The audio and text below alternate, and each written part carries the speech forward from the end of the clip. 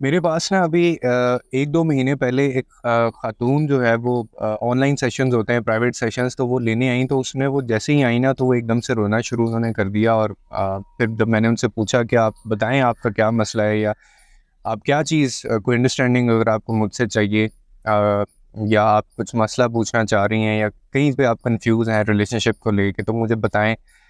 तो उन्होंने ना मुझे जो एक बात बताई ना, वो बात ये कि मैं आज तक वो बात सुन के हैरान हूँ। और मैंने उसका उनको कोई सोल्यूशन मैं दे नहीं सका था उनको, क्योंकि उसका कोई सोल्यूशन है ही नहीं था।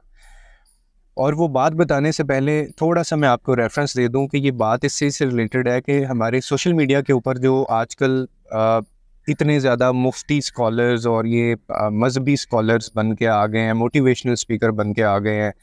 और ये बिना किसी रेफरेंस के, बिना किसी प्रैक्टिकल ग्राउंड रियलिटीज़ के ये कोई बात कर देते हैं, और उसका किस तरह से हमारी जनरेशन के ऊपर असर होता है।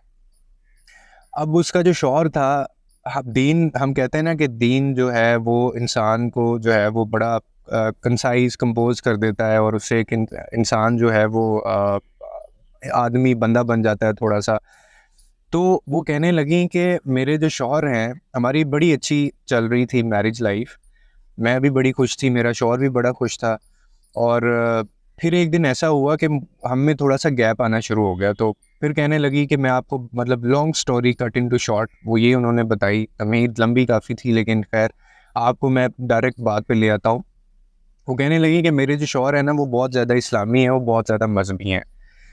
तो उनके ग्रुप के अंदर उनके कुछ जो दोस्त अहबाब हैं वो भी इसी तरह से हैं। फिर वो कहने लगी कि मेरे शौहर को जो है ना वो एक औरत पसंद आ गई, और उन्होंने, अब वो उससे शादी करना चाहते थे। मेरी उससे उनसे कई बात दफ़ा इस पे बहस हुई, बात भी हुई। तो मैंने कहा मैं आपको कैसे इस चीज़ की इजाज़त दे दूँ। लेकिन वो कंटिन्यूसली इस चीज़ के ऊपर बड़ा मुझे इंसिस्ट करते रहे, लड़ाई झगड़े भी हमारे हुए, बहस भी हुई। तो मैंने उनसे पूछा कि ये आपको अचानक हो क्या गया है। तो जब पूछने पे उन्होंने, जो उनके शौहर ने वजह बताई, तो वो खातून कहने लगी कि एक लेक्चर जो है ना वो कोई तारिक मसूद साहब हैं। मैंने को बहुत पहले सुने होंगे एक दो लेक्चर उनके, जो कि मजहबी स्कॉलर अपने आप को कहते हैं भी हैं वो। और उनकी वीडियोस लोग काफ़ी सुनते हैं, आपने भी यकीनन सुना होगा। कहते हैं उनका एक लेक्चर था जिसके अंदर उन्होंने 3 शादियों को या एक से ज़्यादा शादियों को बड़ा इनकरेज किया हुआ था। और उसमें उन्होंने सारे फ़ायदे बताए हुए थे और रीज़न्स बताई हुई थी, और दीन दीन के मुताबिक, यानी इस्लाम में उसकी अहमियत बताई हुई थी कि ज़्यादा शादियाँ करना कितना अच्छा होता है। और साथ वो भी बताया हुआ था उन्होंने कि इसकी क्या-क्या रीज़न्स होती हैं, कब आपको कर लेनी चाहिए, और किन सूरत हाल या किन कंडीशंस पे ये होनी चाहिए। कहती मेरे शौहर ने वो लेक्चर सुना, और जब से उन्होंने वो सुना है तो उनके अब वो ज़हन पे एक चीज़ सवार है, और वो मुझे ये कहते हैं कि मैं किसी का भला करना चाहता हूँ। मैं किसी का भला करना चाहता हूँ, मैं किसी ज़रूरतमंद को जो है ना, मैं उसको ये हक़ देना चाहता हूँ, मैं किसी को छत देना चाहता हूँ। और इस तरह से उन्होंने काफ़ी चीज़ें सीखी उनके लेक्चर से, और अब वो बड़े बज़िद है इस चीज़ के ऊपर, और वो उनसे उनके ताल्लुकात भी हैं। और वो निकाह तो नहीं अभी उनका हुआ, लेकिन वो मुझसे इजाज़त माँगते हैं। अब मुझे बताएँ मैं क्या करूँ? अब मैंने मैं तो हैरान रह गया इस चीज़ के ऊपर। मैंने पूछा कि आपके दरमियान कोई मसला या कोई ऐसी फाइनेंशियल इश्यूज़, क्राइसिस कोई आपकी लाइफ़ में कोई किसी किस्म के हैं? तो वो कहने लगी कि नहीं, ऐसा कोई मसला नहीं है हमारी ज़िंदगी में। बड़ी अच्छी स्मूथ रिलेशनशिप, हमारा हेल्दी रिलेशनशिप चल रहा था। लेकिन अचानक से बीच में ये मसला आ गया।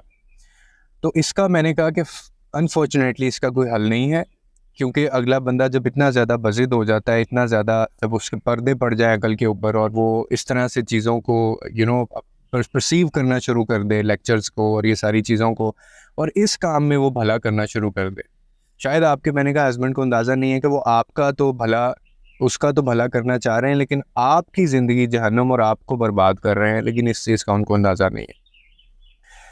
अब ये बात मैंने आपको क्यों बताई है? ये बात मैंने आपको इसलिए बताई है कि आजकल सोशल मीडिया के ऊपर आप जो भी सुनते हैं, आपके सामने जो भी क्लिप आता है, वो एक तो थोड़ा ट्रिम्ड होता है, थोड़ा कट करके आपके सामने आता है, पूरी बात नहीं होती है।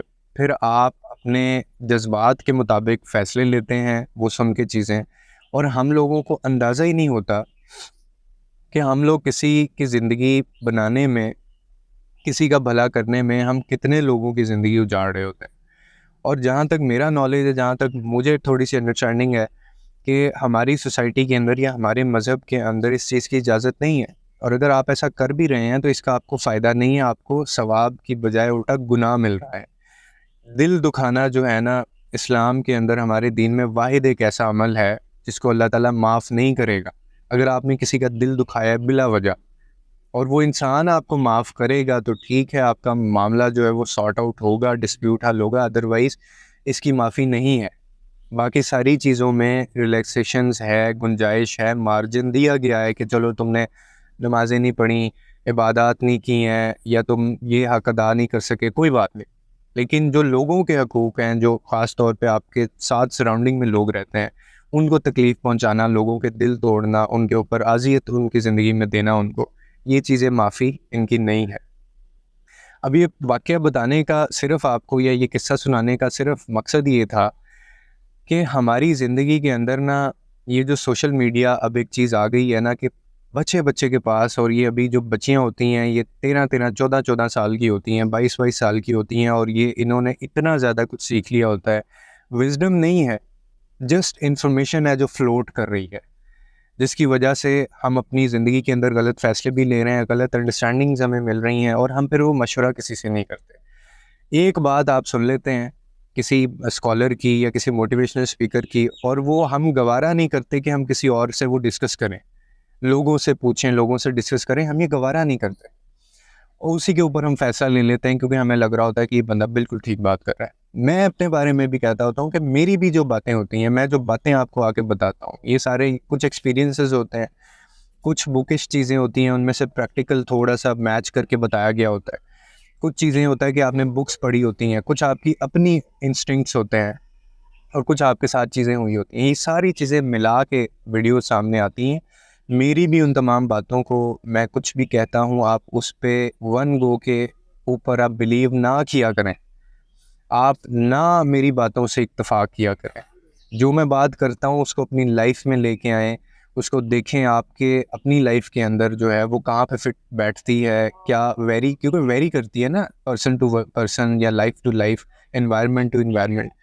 तो आप भी लोगों से पूछा करें, इवन उसके बारे में ढूंढें, स्टडी करें, उसके बारे में देखें कि मैं जो बात कह रहा हूँ वो सच है या नहीं है, वो प्रैक्टिकल है भी या नहीं है।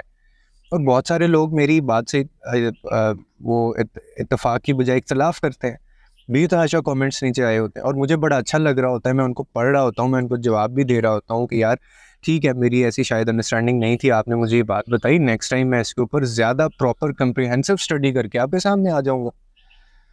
तो मेरी गुजारिश है आप लोगों से भी यही कि कोई भी चीज़ आपके सामने आती है उसको चैलेंज किया करें, उसको अपनी लाइफ के अंदर एक्सप्लोर किया करें, उसको रिसर्च किया करें, उसके ऊपर आर्टिकल्स पढ़ा करें, उसको यूट्यूब पे सर्च करें, उसको गूगल पे सर्च करें, लोगों से पूछें और फिर किसी एक फाइनल डिसीजन की तरफ जाया करें।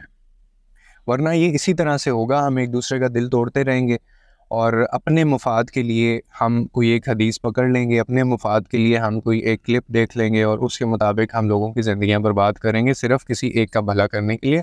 और आखिर में ये कहना चाहता हूँ कि अगर आपने इस तरह का भला किसी का करना है तो आप फिर बाकी चीज़ों में भी किसी का भला क्यों नहीं करते? क्योंकि चैरिटी बिगिन्स एट होम। अगर आप अपना घर उजाड़ के, अपना घर बर्बाद करके किसी और का घर आप बसाना चाह रहे हैं तो मुझे ये समझ नहीं आता कि ये कहाँ की लॉजिक है और ये कहाँ की ये अक्लमंदी है या कहाँ की समझदारी है। उम्मीद करता हूँ आपको इस वीडियो से कोई ना कोई अंडरस्टैंडिंग मिली होगी। लोगों के लिए आसानियाँ पैदा करें, रब आपके लिए आसानियाँ पैदा करे।